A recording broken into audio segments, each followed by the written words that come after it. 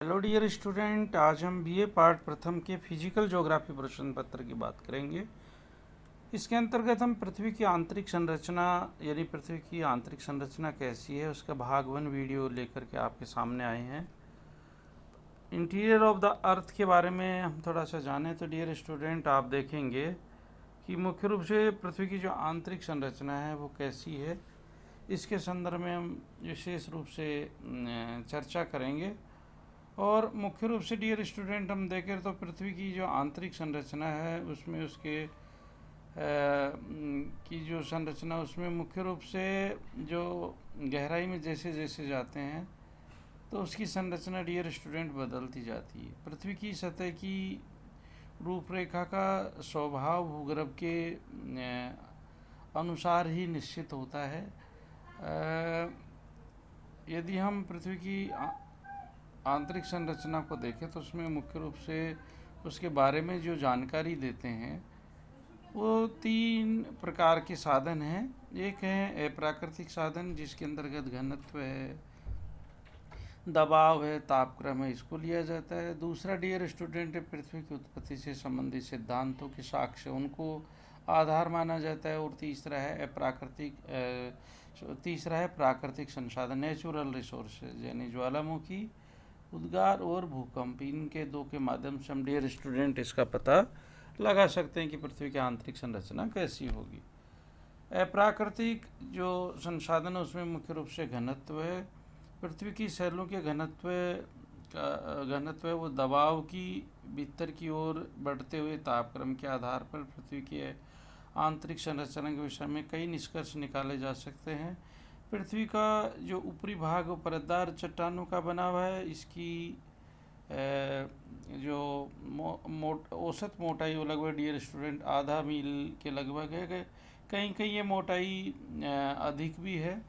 परतदार cell के नीचे dear student पृथ्वी के चारों ओर एक स्फटिक सेल की एक परत पाई जाती है।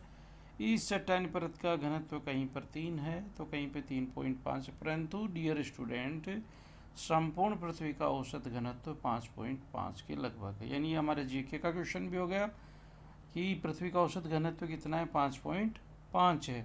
इस आधार पर यह निष्कर्ष निकाला जाता है कि पृथ्वी के अंतरतम यानी जिसको कोर कहते हैं का औसत घनत्व 5.5 से अधिक है। और साधारण तौर पे डियर स्टूडेंट पृथ्वी की जो कोर जिसको हम अंतरतम कहते हैं वो लगभग कितना है डियर स्टूडेंट, 11 के आसपास इसका घनत्व पाया जाता है। दूसरा डियर स्टूडेंट हम देखें तो पृथ्वी के जो दबाव है उसके आधार पर हम पृथ्वी की आंतरिक संरचना का अंदाज लगा सकते हैं कि स्वयं धातु यदि कोर धातु का बनना, देखिए सबसे पहली बात तो यह है कि अंतरतम का यह अधिक घनत्व किस प्रकार संभव है। सबसे पहला क्वेश्चन तो ये उठता, प्रारंभ में यह कल्पना की गई कि ऊपर से अंतरतम की ओर जाने पर चट्टानों का भार तथा दबाव बढ़ता जाता है। अतः पृथ्वी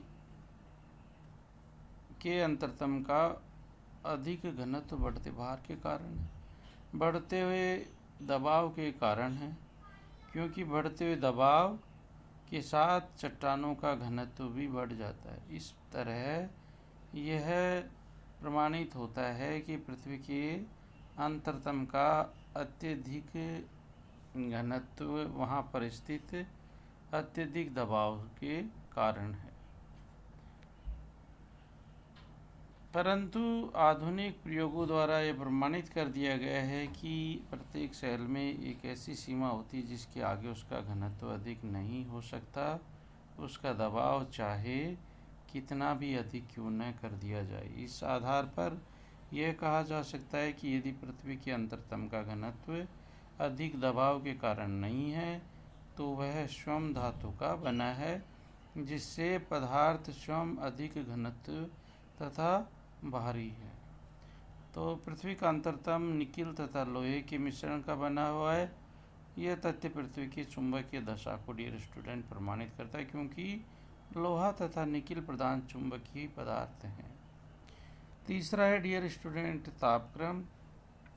सामान्य रूप में ये विदित है कि उपलब्ध विवरणों के आधार पर कि पृथ्वी के बाह्य परत से नीचे की ओर गहराई पर जाने पर औसत तापमान 100 मीटर गहराई पर 2 से 3 डिग्री सेंटीग्रेड की दर से बढ़ता है, परंतु 8 किलोमीटर से अधिक गहराई की डियर स्टूडेंट हम बात करें मुख्य रूप से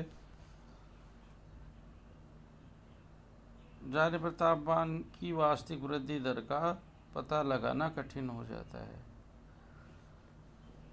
अब हम देखें तो डियर स्टूडेंट ये है कि यदि गहराई के साथ तापक्रम की सामान्य वृद्धि दर का आकलन किया जाए तो ये लगभग 2900 किलोमीटर की गहराई पर ही 25,000 सेंटीग्रेड तापमान होना चाहिए, परंतु ऐसी दशा में पृथ्वी का अधिकांश भाग पिघल गया होता, परंतु ऐसा नहीं है।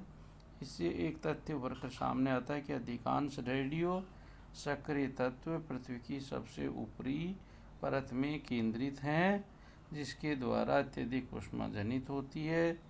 इससे प्रकट होता है कि तापमान में गहराई के साथ वृद्धि की दर बढ़ती जाती है और पृथ्वी के आंतरिक भाग में तापमान की स्थिति निम्न प्रकार से रहती है। जो प्राकृतिक संसाधन हम उनके आधार पर यदि आकलन करें डियर स्टूडेंट, पृथ्वी की उत्पत्ति के संबंध में जो साक्ष्य उनके आधार पर डियर स्टूडेंट हम कल्पना करें तो ग्रहण परिकल्पना के अनुसार पृथ्वी का जो निर्माण है ठोस ग्रहणों से हुआ अतः ठोस अवस्था में होगी। ज्वारीय परिकल्पना के अनुसार पृथ्वी की संरचना एक ज्वारीय पदार्थ से हुई है अतः पृथ्वी तरल अवस्था में होगी। और वायव्य राशि परिकल्पना के अनुसार जो निहारिका परिकल्पना उसमें पृथ्वी की संरचना एक गैस से बनी निहारिका से मानी है अतः पृथ्वी गैसीय अवस्था में होगी। तो इस प्रकार से ये अंदाज़ा इन पृथ्वी की उत्पत्ति के संबंधी सिद्धांतों के माध्यम से लगाया जा सकता है।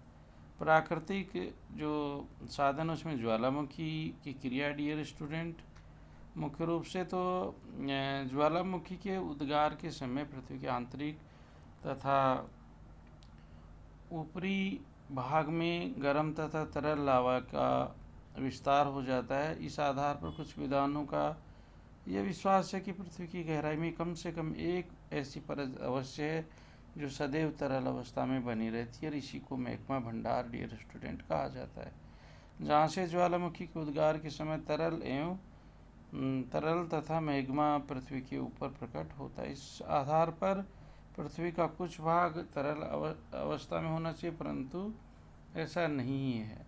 आंतरिक भाग में अत्यधिक दबाव चट्टानों को पिघलाने में नहीं रहने देगा डियर स्टूडेंट। दूसरा डियर स्टूडेंट हम देखें तो भूकंप विज्ञान के साक्ष्य के आधार पे है। सिस्मोग्राफ यंत्र के माध्यम से ये भूकंपीय तरंगों को नापा जाता है और भूकंपीय तरंगे जो प्राथमिक तरंगे अनुदैर्घ्य तरंगे होती है, आड़ी और गौण तरंगे होती हैं, धरातल तरंगे होती हैं। ये ठोस द्रव्य और गैसीय भागों में अलग अलग गति के आधार पे गुजरती है और इनका सिस्मोग्राफ यंत्र के माध्यम से आकलन करके पृथ्वी की आंतरिक संरचना के बारे में हम पता लगा सकते हैं। थैंक यू डियर स्टूडेंट, निश्चित रूप से आपकी समझ में